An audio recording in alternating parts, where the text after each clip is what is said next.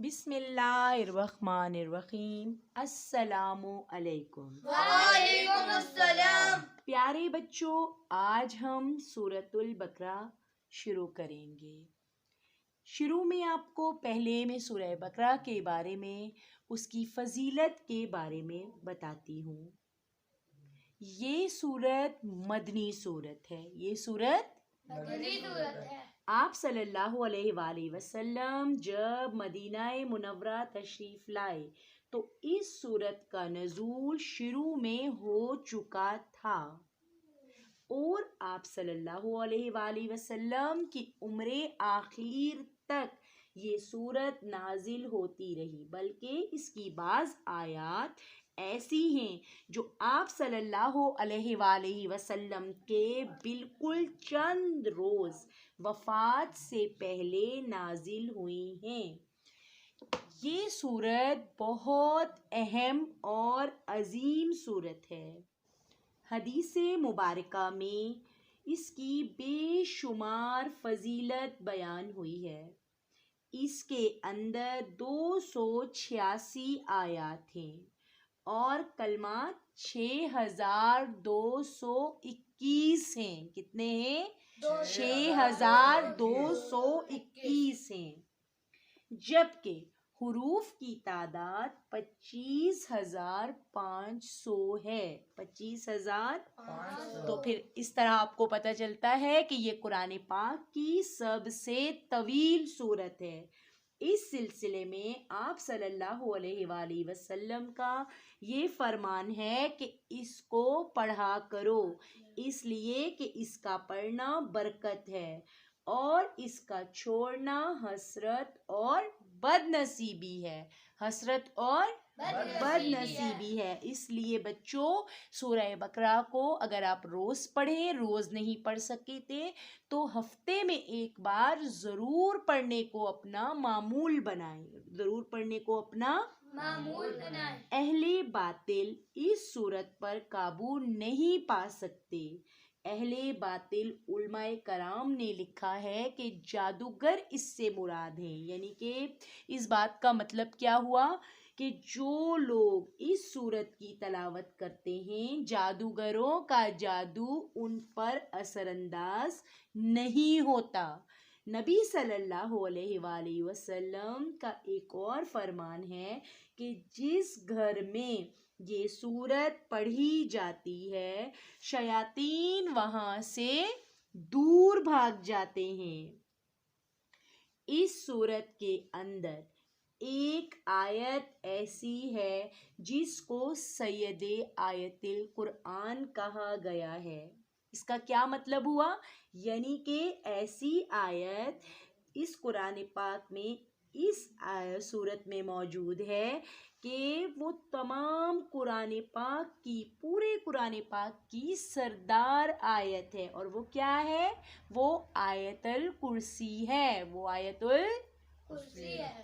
رسول اکرم صلی اللہ علیہ وآلہ وسلم کے ایک مشہور صحابی حضرت عبداللہ ابن عباس رضی اللہ تعالی عنہ فرماتے ہیں کہ اس سورت میں ایسی آیات ہیں کہ جو شخص ان کو رات میں پڑھ لے تو اس رات شیطان اس گھر میں نہیں آ سکتا، اس گھر میں نہیں آ سکتا، اور خود اس کو، یعنی کہ جو پڑھ رہا ہے اور اس کے اہل و عیال کو اس رات کوئی رنج، کوئی بیماری، کوئی تکلیف، کوئی مصیبت جیسی ناگوار چیز پیش نہ آئے گی۔ تو اس بات پر بھی ہمیں پورا یقین رکھتے ہوئے بیماری سے بچنے کے لیے، ناگوار تکلیف سے بچنے کے لیے، کسی حادثے سے بچنے کے لیے، آج کل جب ہم ایک مشکل دور سے گزر رہے ہیں، جبکہ ایک بیماری ایک وبا کی صورت میں پھیل رہی ہے، تو سورۃ البقرہ کو پڑھنا اپنا معمول بنائیے، اس کے فوائد تاکہ ہمیں بھرپور طریقے سے حاصل ہو سکیں۔ اس طرح اس آیت کی بے شمار خصوصیات بیان ہوتی ہیں۔ یہ بھی بتایا جاتا ہے کہ اگر کسی مجنون پر یہ صورت پڑھ کر دم کی جائے تو اس کو بھی افاقہ حاصل ہو جاتا ہے۔ اور یہ کون سی آیات ہیں؟ یہ اس صورت کی شروع کی 4 آیات ہیں اور بیچ کی 2 آیتیں، پھر آیت الکرسی اور پھر اخیر کی 3 آیتیں، یعنی کہ للہ ما فی السماوات سے لے کے آخر تک۔ کہاں تک؟ آخر تک۔ تو یہ جو پڑھتا ہے اس کی بھی بے شمار صفات بیان ہوئی ہیں۔ سورۃ البقرۃ مدنیہ، بسم اللہ الرحمن الرحیم، الف لام میم، ذالک الکتاب لا ریب فیہ، ہدی للمتقین۔ بسم اللہ الرحمن الرحیم، شروع اللہ کے نام سے جو نہایت مہربان رحم کرنے والا ہے۔ الف لام میم، یہ حرف مقاطعات ہیں۔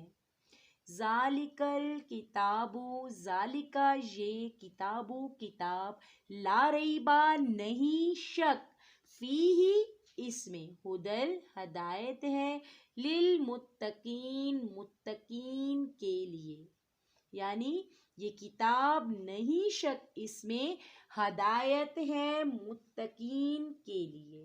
یہ سورت الف لام میم سے شروع کی گئی ہے۔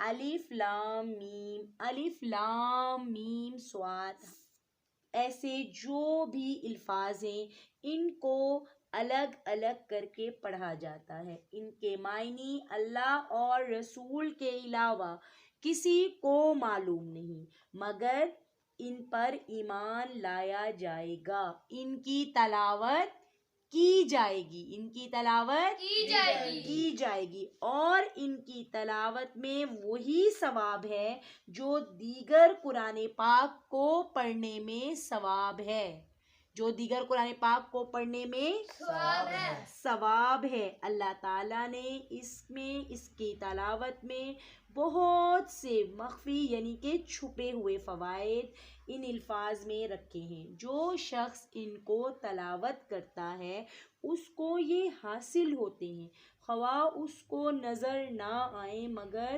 بہرحال اللہ تعالیٰ ان حروف کے ذریعے سے پڑھنے والوں کو برکتوں اور فوائد سے مالا مال کرتے ہیں، اور ضرور ان کو وہ فوائد پہنچتے ہیں۔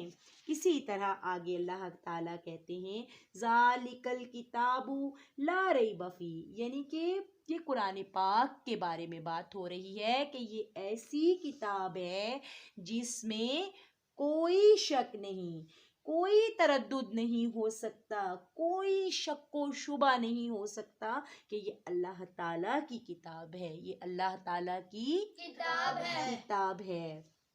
اس لیے اللہ تعالیٰ یہاں قرآن پاک میں خصوصیت سے بیان کرتے ہیں کہ اس میں کسی قسم کا کوئی شک نہیں۔ آگے کہتے ہیں ہدی للمتقین، کہ یہ راستہ دکھاتی ہے متقین کو، تقوی والوں کو۔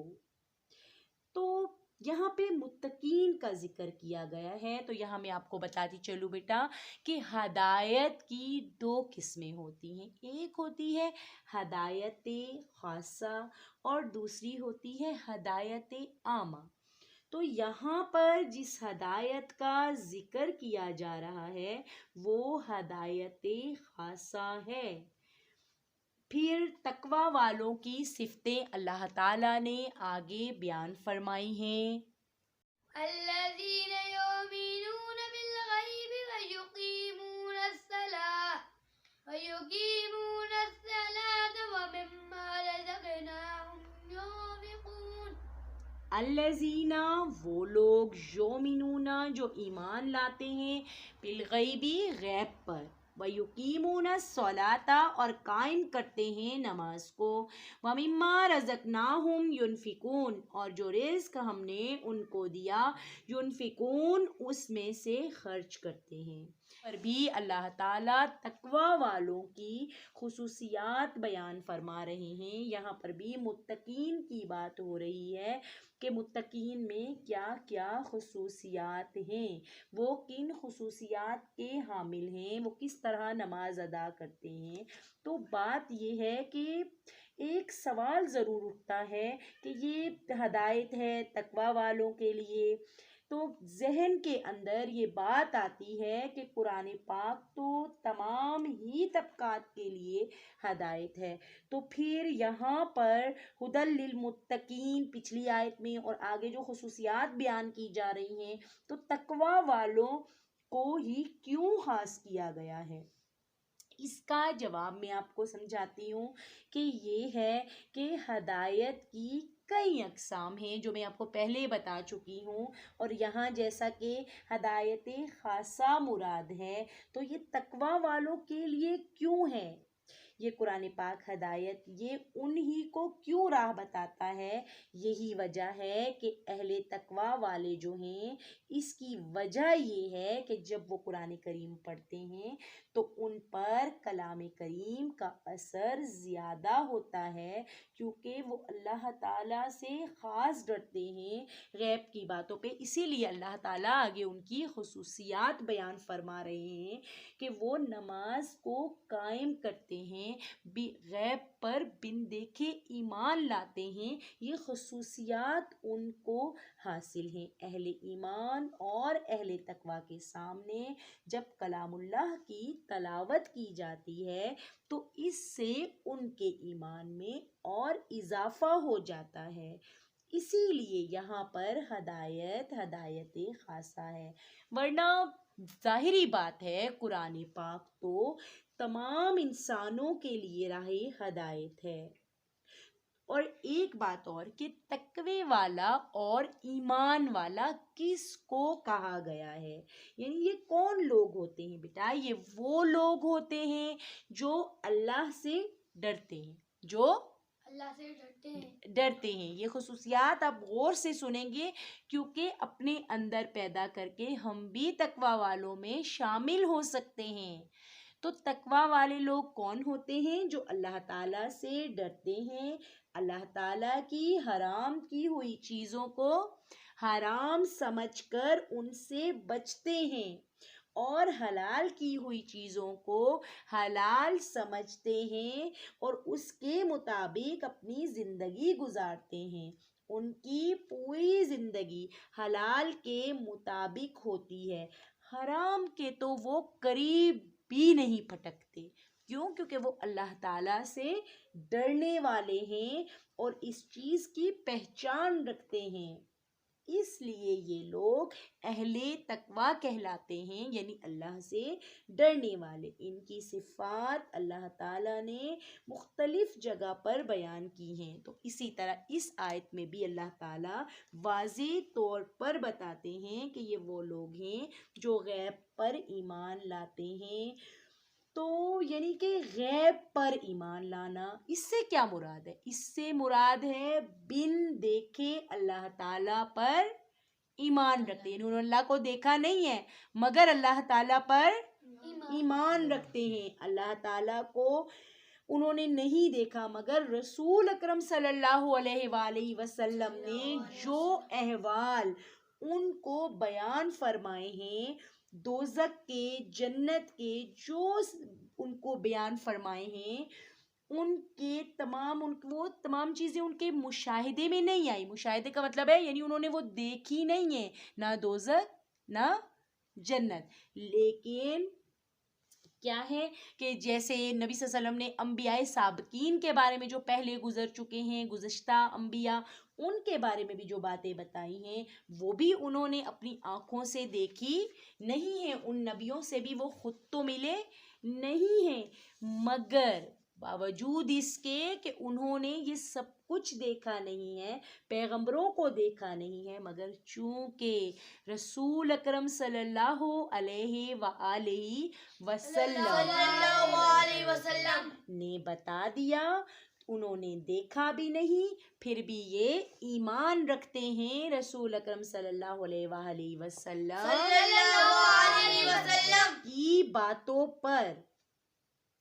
دراصل ایمان کہتے ہی بیٹا اس کو ہیں کہ بغیر دیکھے ایمان لانا، بغیر دیکھے رسول اکرم صلی اللہ علیہ وآلہ وسلم جو خبر ان سے ہم تک پہنچے، جو خبر رسول اکرم صلی اللہ علیہ وآلہ وسلم جو خبر دیں، محض رسول اکرم صلی اللہ علیہ وسلم کے اعتبار پر اس خبر کو مان لیا جائے، یہی ایمان ہے۔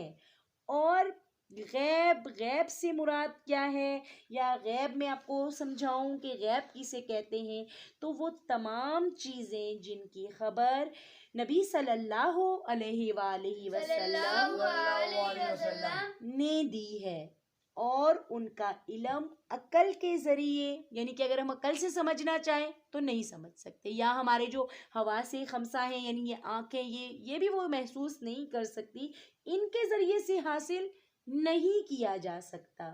جیسے کہ ذات باری تعالیٰ، اللہ تعالیٰ کی ذات دیکھ نہیں سکتے ہم، صرف نبی صلی اللہ علیہ وآلہ وسلم نے بتایا ہے، تو اسی طرح اللہ تعالیٰ کی جتنی صفات ہیں ان کے بارے میں ماننا، جنت کے جو احوال ہیں، دوزخ کے جو واقعات ہیں، حالات ہیں، قیامت کی جن ہولناکیوں کا ہم سے ذکر کیا گیا ہے، اسی طرح سے جیسے میں پہلے بھی آپ کو یہ تمام چیزیں بتا چکی ہوں کہ ان تمام باتوں پر ایمان لے آنا صرف نبی صلی اللہ علیہ وآلہ وسلم کی باتوں پر والذين يؤمنون بما أنزل إليك وما أنزل من قبلك وبالآخرة هم يوقنون۔ اور وہ لوگ والذینہ، اور وہ لوگ یؤمنون جو ایمان لاتے ہیں، بما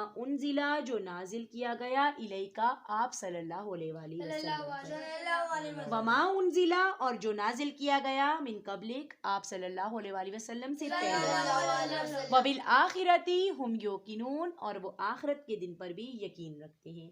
یعنی کہ یہاں پہ مزید صفات بیان ہو رہی ہیں کہ وہ اللہ تعالیٰ کو ایک مانتے ہیں، اللہ تعالیٰ کی صفات پر یقین رکھتے ہیں۔ والذين يؤمنون بما أنزل إليك وما أنزل من قبلك وبالآخرة هم يوقنون۔ اور وہ لوگ والذینہ اور وہ لوگ یؤمنون جو ایمان لاتے ہیں، بما انزلہ جو نازل کیا گیا، الیکا آپ صلی اللہ علیہ وآلہ وسلم، وما انزلہ اور جو نازل کیا گیا، من قبلک آپ صلی اللہ علیہ وآلہ وسلم سے پہلے، وبالآخرۃ ہم یوقنون اور وہ آخرت کے دن پر بھی یقین رکھتے ہیں۔ یعنی کہ یہاں پہ مزید صفات بیان ہو رہی ہیں کہ وہ اللہ تعالیٰ کو ایک مانتے ہیں، اللہ تعالیٰ کی صفات پر یقین رکھتے ہیں۔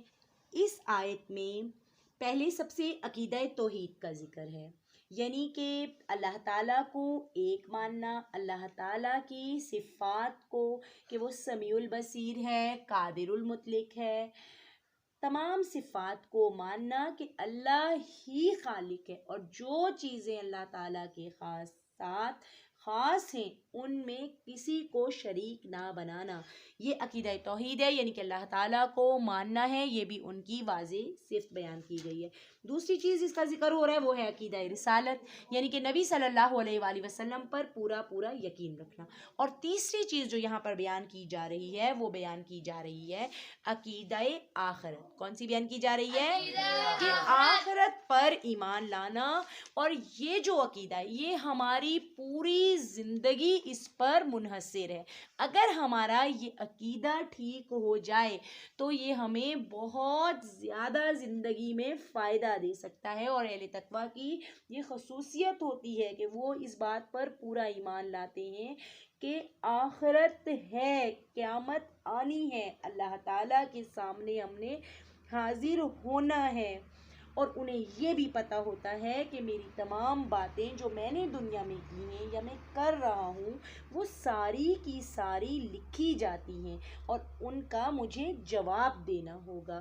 اگر انسان کو مکمل تصور ہو کہ جو حرکتیں بھی آپ اس دنیا میں کر رہے ہیں وہ تمام آپ کی نوٹ ہو رہی ہیں، کوئی لکھنے والا ہے اور کوئی دیکھنے والا ہے، اور قیامت والے دن وہ سب آپ کے سامنے لایا جائے گا، تو پھر جیسے کسی کے سامنے آپ گناہ نہیں کرتے اس طرح تنہائی میں بھی آپ کبھی بھی گناہ نہیں کرتے۔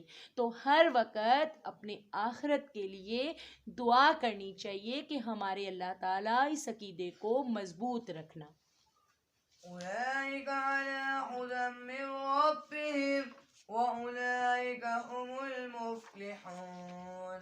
اولئکا علی ہدی من ربہم، اولئکا یہی لوگ ہیں ہدایت پر ہیں اپنے رب کی طرف سے، واولئکا ہم المفلحون، اور یہی لوگ فلاح پانے والے ہیں۔ دیکھیں اللہ تعالیٰ قرآن پاک میں ان کو کتنی بڑی خوشخبری سنا رہے ہیں کہ یہی لوگ ہدایت پر ہیں اپنے رب کی طرف سے، یعنی کہ ہمارے لیے اگر رستہ ہے تو کون سا ہے؟ اہل تقویٰ اور اہل ایمان کے پیچھے پیچھے چلنے کا رستہ، اور وہ سیدھا فلاح یعنی کامیابی کی طرف پہنچاتا ہے۔ یہ بھی اللہ تعالیٰ ہمیں یہاں پر واضح طور پر بیان کر رہے ہیں کہ ان صفات کا حامل جو بھی ہوگا وہ ہر اعتبار سے سرخرو ہو جائے گا انشاءاللہ۔ تو ہمیں اپنے اندر یہ تمام صفات پیدا کرنے کی کوشش کرنی ہے، آخرت کے اعتبار سے بھی وہ ضرور کامیاب ہوگا، اس پر پورا یقین رکھنا ہے انشاءاللہ۔ وآخر الدعوانا ان الحمد للہ رب العالمین۔